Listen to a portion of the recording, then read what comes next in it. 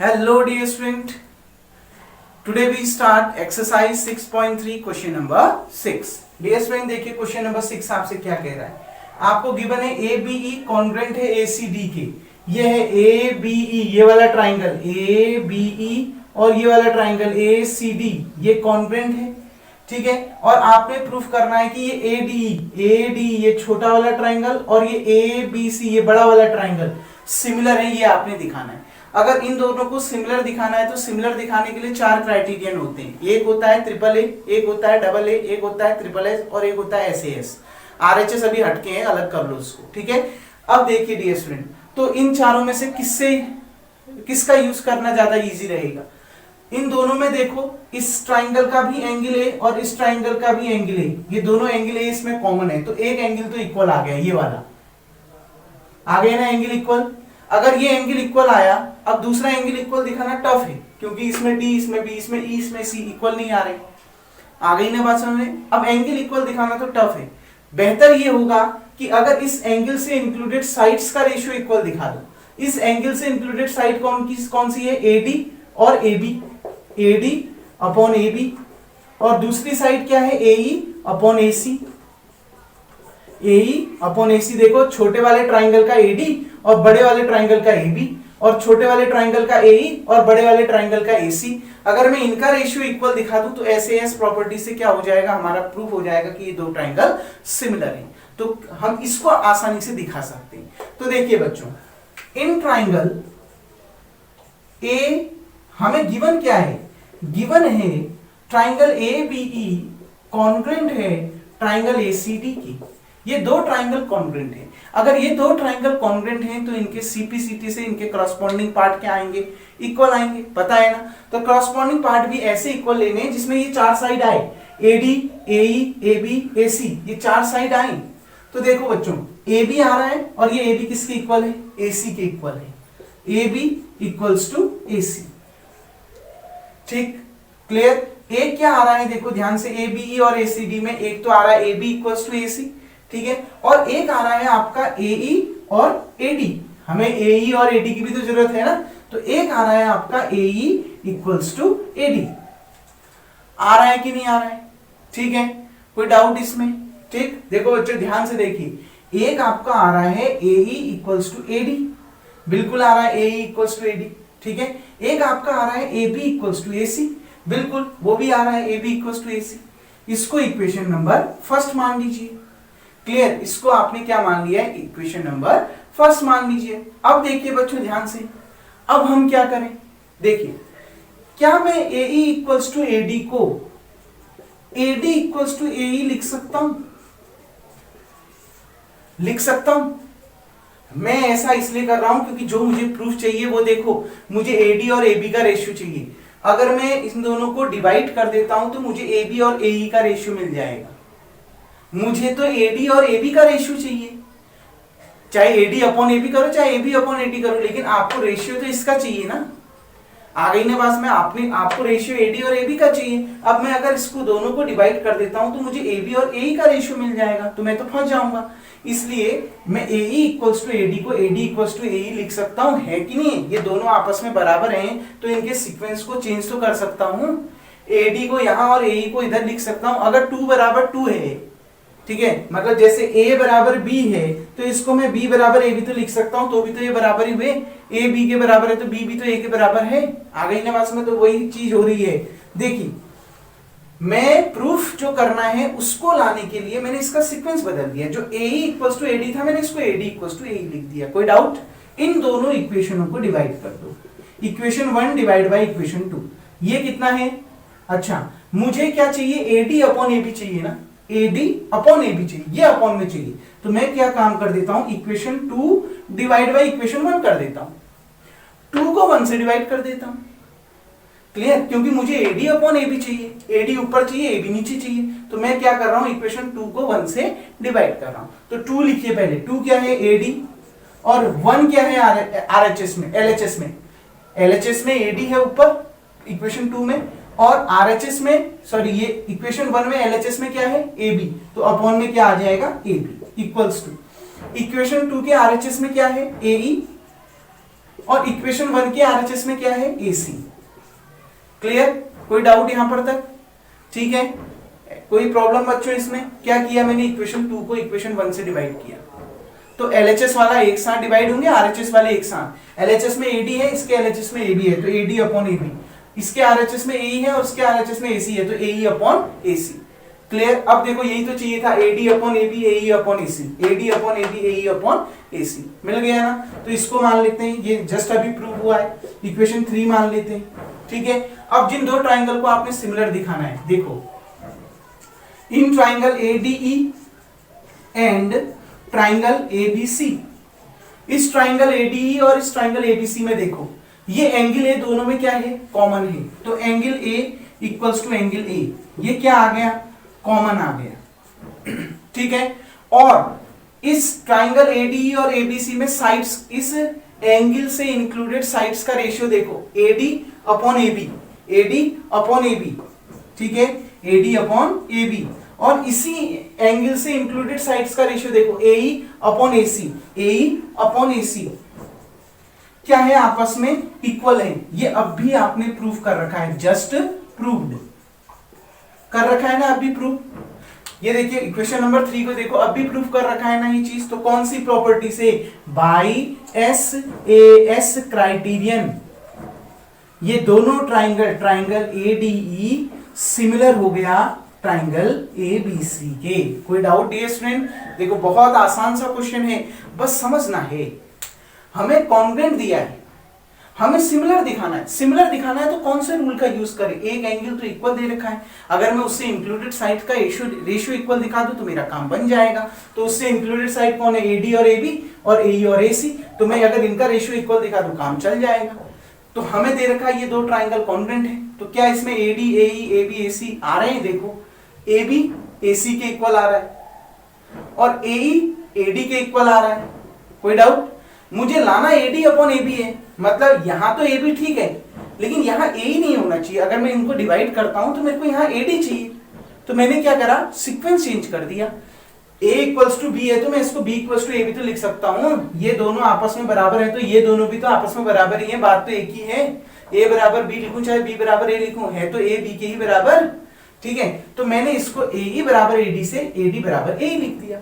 अब मैंने इन दोनों इक्वेशनों को डिवाइड करा, लेकिन डिवाइड कैसे किया, मुझे ऊपर ad चाहिए तो मैंने इक्वेशन 2 को इक्वेशन 1 से डिवाइड किया।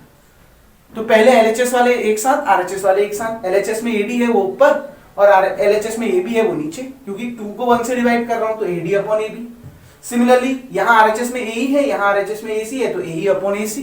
देखो इन दोनों ट्राइंगल ADE और ABC में एंगल इक्वल है, कॉमन है, और ये साइड्स का रेशियो इक्वल आ रहा है, तो इस एंगल से इंक्लूडेड साइड्स के रेशियो इक्वल आ रहे हैं, SAS प्रॉपर्टी से ये दोनों ट्राइंगल ADE और ABC कॉन्ग्रुएंट हो गए। यही आपने प्रूव करना था। डियर स्टूडेंट, उम्मीद करता हूं ये क्वेश्चन आपको समझ में आ गया होगा। वीडियो को पॉज करके आप इतना उतार लेंगे। नाउ डियर स्टूडेंट देखिए, अब हम देखते हैं क्वेश्चन नंबर 7। क्वेश्चन नंबर 7 आपसे क्या कह रहा है, आपको इस ट्राइंगल में देखो, इस ट्राइंगल ABC में एल्टीट्यूड AD एंड C, मतलब AD और CE एल्टीट्यूड है, कह रहा है ये AD और ये CE एल्टीट्यूड है, मतलब ये जिस पर एल्टीट्यूड है उसके साथ 90 डिग्री का एंगल बनाएंगे, मतलब ये जिस पर ये परपेंडिकुलर लाइंस है। कहने का मतलब ये है, एल्टीट्यूड का मतलब है ये परपेंडिकुलर लाइंस है, ठीक है। मतलब ये जिस पर एल्टीट्यूड डाली गई है, परपेंडिकुलर जिस पर एल्टीट्यूड डाली गई है उस पर 90 डिग्री का एंगल बना रही है। ये देखो ये AD है ना, तो ये यहाँ पर 90 डिग्री का एंगल बना रही है, और ये CE इस AB के साथ 90 डिग्री का एंगल बना रही है। आ गई ना बात में, मतलब ये भी 90 डिग्री तो ये भी 90 डिग्री, ये 90 डिग्री तो ये भी 90 डिग्री। क्लियर? एल्टीट्यूड का मतलब है ये परपेंडिकुलर लाइंस हैं, ठीक है। ये AD BC पर परपेंडिकुलर है और ये CE AB पर परपेंडिकुलर है, ये भी 90, ये भी 90, ये भी 90, ये भी 90। क्लियर? ठीक है। अब आपसे क्या कह रहा है, इंटरसेक्ट करती है एक दूसरे को P पर। अब ये दोनों एल्टीट्यूड एक दूसरे को इस पॉइंट P पर इंटरसेक्ट करती है, कह रहा है P पर इंटरसेक्ट करती है, कह रहा है। तो हमें प्रूफ करना है ये चार पोर्शन।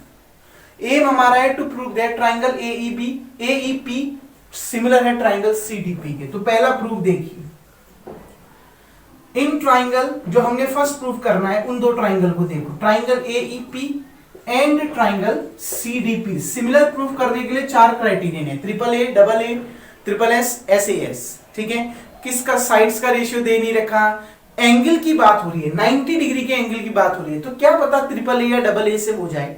ठीक है, देखते हैं इस ट्राइंगल एईपी और सीडीपी। देखो एईपी कौन सा ट्राइंगल है, ये है ना एईपी, और सीडीपी कौन सा ट्राइंगल है, ये सीडीपी है कि नहीं है। एईपी और सीडीपी ये दो ट्राइंगल, देखो इन दो ट्राइंगलों में बच्चों ये एंगल और ये एंगल इक्वल दिख रहा है आपको, वर्टिकल अपोजिट एंगल दिख रहा है ना, वर्टिकल अपोजिट एंगल।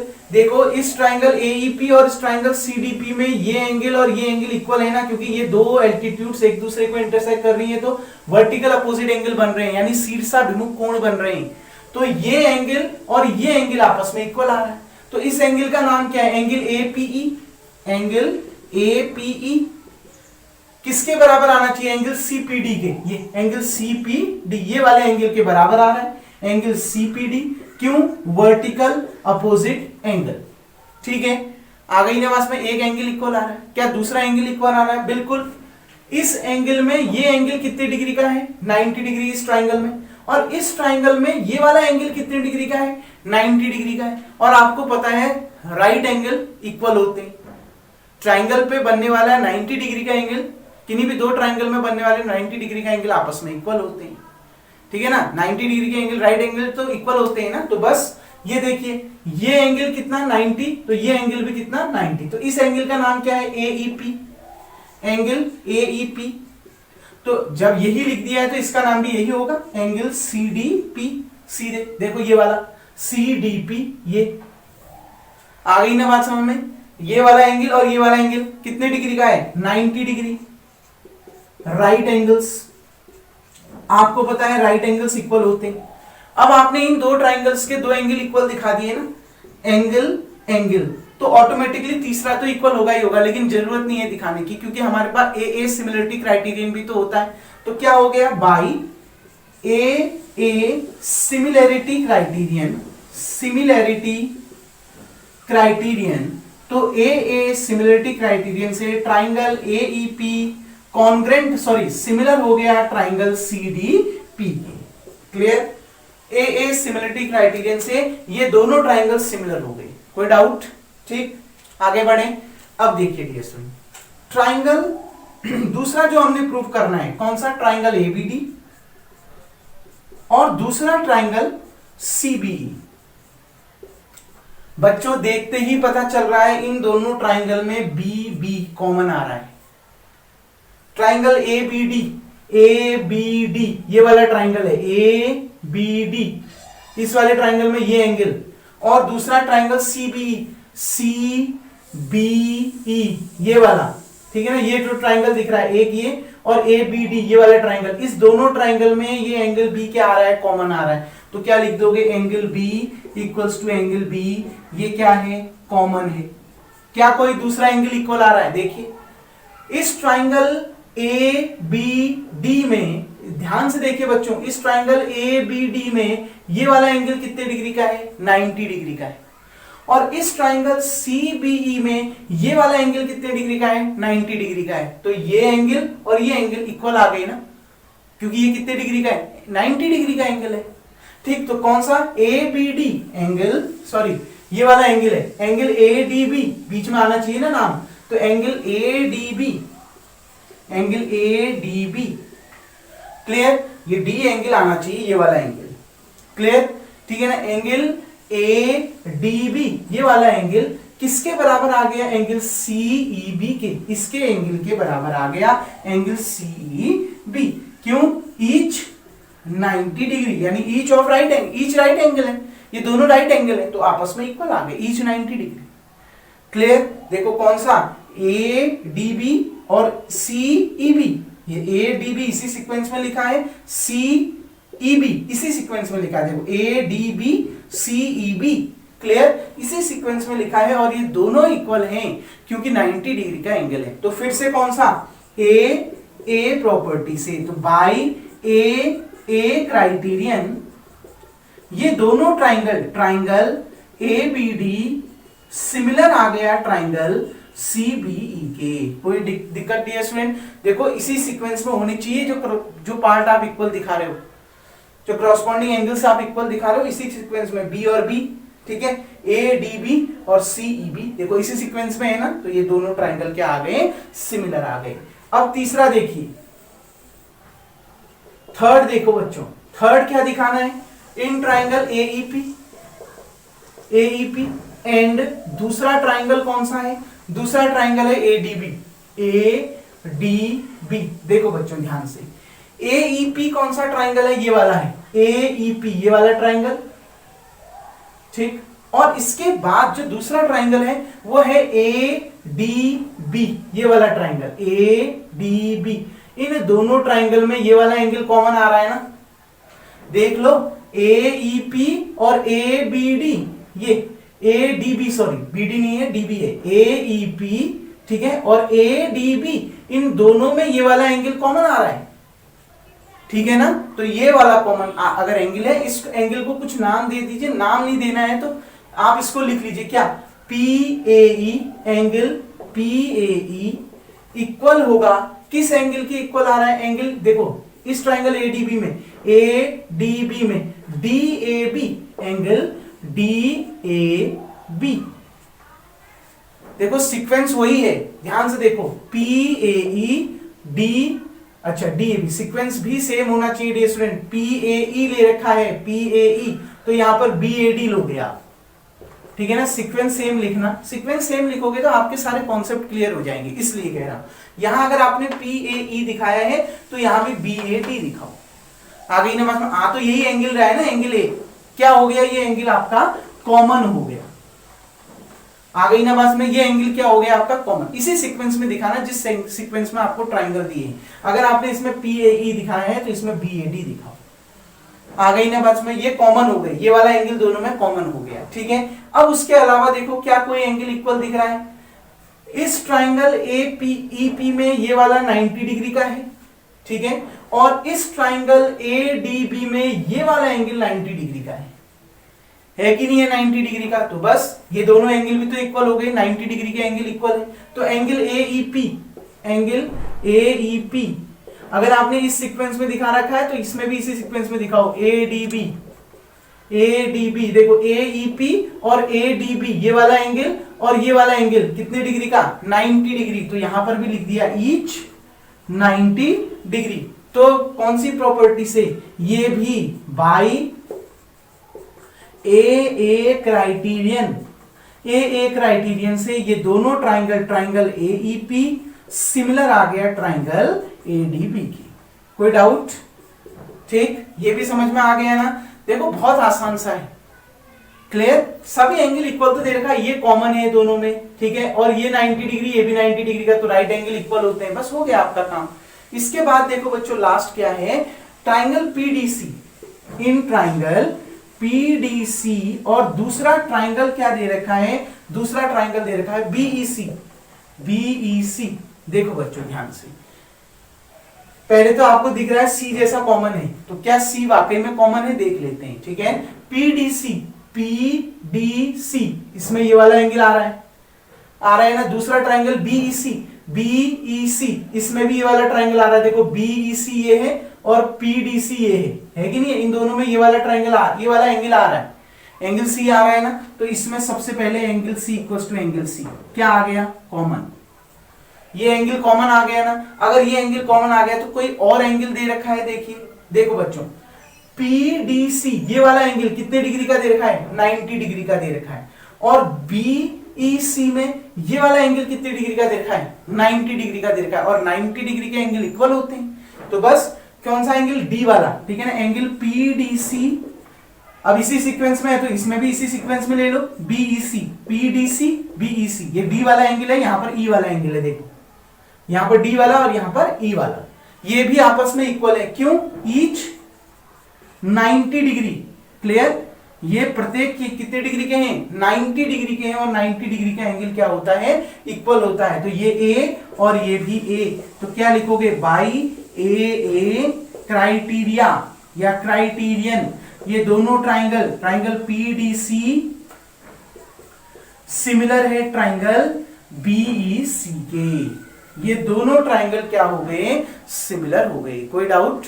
देखो बहुत आसान सा क्वेश्चन है, ये कॉमन आ रहा है, ये एंगल डी और ये एंगल ई 90 डिग्री के आ रहे हैं, तो बस 3 में तो कॉमन आ गया, 3 एंगल कॉमन आए और 3 एंगल 90 डिग्री के आ गए, तीनों ट्राइंगल में सिमिलर दिखाने के। बस पहला 2 ट्राइंगल को जब आपने सिमिलर दिखाया, एक आया वर्टिकल अपोजिट और दूसरा वैसे वर्टिकल अपोजिट, हाँ बिल्कुल वर्टिकल अपोजिट, और दूसरा आया 90 डिग्री का एंगल, तो बस वो भी सिमिलर हो गया। उम्मीद करता हूं डियर स्टूडेंट ये बहुत इजी क्वेश्चन आपको समझ में आ गया होगा। डायग्राम को थोड़ा सा नीट एंड क्लीन बनाइएगा। मैंने पेन डार्क चला के अभी डबल लाइन हो चुकी है। अगर आपको क्लियर नहीं दिख रहा होगा, आप डायग्राम खुद से बनाइए और फिर आपको समझ में आ जाएगा, इस स्टेप को देखते जाइए। ठीक है डियर स्टूडेंट, अब जो रिमेनिंग क्वेश्चंस हैं इस एक्सरसाइज के, हम वो नेक्स्ट वीडियो में देखेंगे। तब तक के लिए थैंक यू। तो आज का वर्क आपका यही होगा, वीडियो को पॉज करके आप इतना उतार लेंगे।